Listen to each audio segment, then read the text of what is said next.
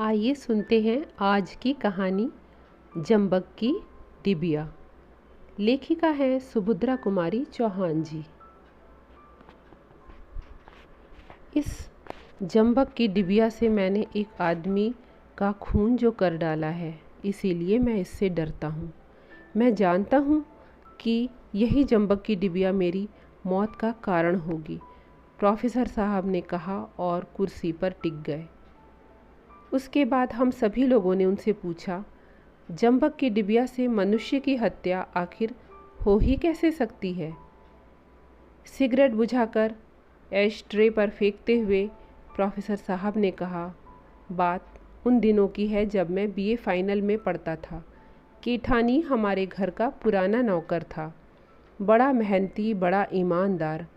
महीनों हमारी माँ जब घर से बाहर रहती थी, वह सारे घर की देखभाल करता था। एक चीज़ भी कभी इधर से उधर ना हुई थी। एक बार यही बरसात के दिन थे, मेरी छोटी बहन के शरीर पर लाल लाल दाने से उठ आए थे और उसके लिए मैं एक जंबक की डिबिया खरीद लाया। मेरी माँ मशीन के सामने बैठी कपड़े सी रही थी। आसपास बहुत से कपड़े पड़े थे, वहीं मैंने वह डिबिया खोली और बहन के दानों पर जहाँ तहाँ लगाया और डिब्बी माँ के हाथ में दे दी। पास ही केठानी खड़ा खड़ा धुले हुए कपड़ों की तह लगा रहा था। जब मैं बहन के दानों पर जंबक लगा रहा था, तब केठानी ने उत्सुकता से पूछा, काय भैया, ई का है? इसे सब अच्छा हुई जात है? मैंने कहा, हाँ, खाज फोड़ा फुंसी जले कटे सब जगह ये दवा काम आती है।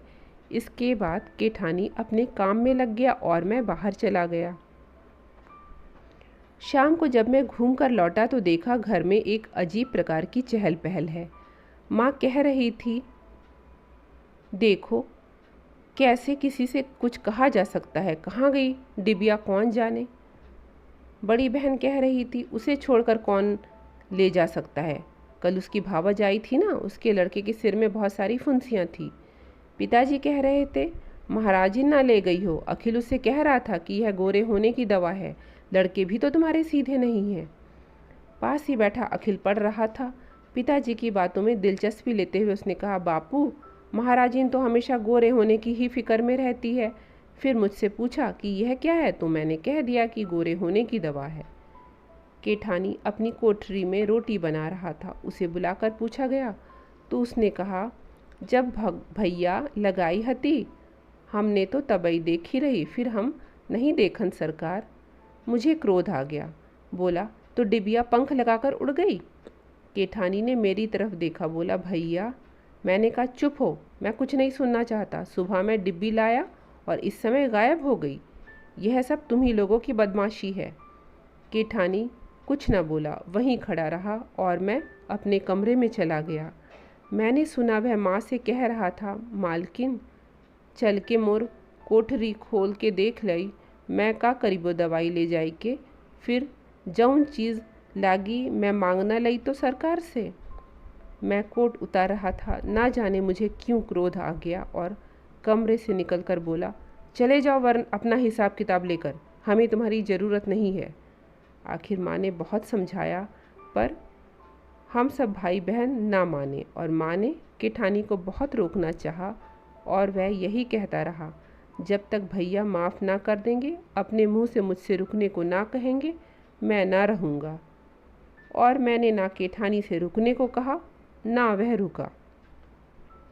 हमारे घर की नौकरी छोड़कर वह चला गया, पर घर के सब लोगों को वह प्यार करता था।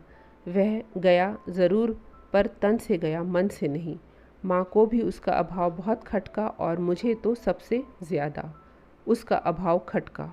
वह मेरे कमरे को साफ रखता था, सजा कर रखता था, फूलों का गुलदस्ता नियम से बना कर रखता था, मेरी ज़रूरतें बिना बताए समझ जाता और पूरी करता था। पर ज़िद्दी स्वभाव के कारण चाहते हुए भी मैं माँ से कह न सका कि केठानी को बुला लो, जो कि मैं हृदय से चाहता था। एक दिन माँ ने कहा कि केठानी राय साहब के बंगले पर गारा मिट्टी का काम करता है। मैंने सुना, मेरे दिल पर ठेस लगी। बूढ़ा आदमी डगमगा कर चलता पैर, भला वह गारा मिट्टी का काम कैसे कर सकेगा।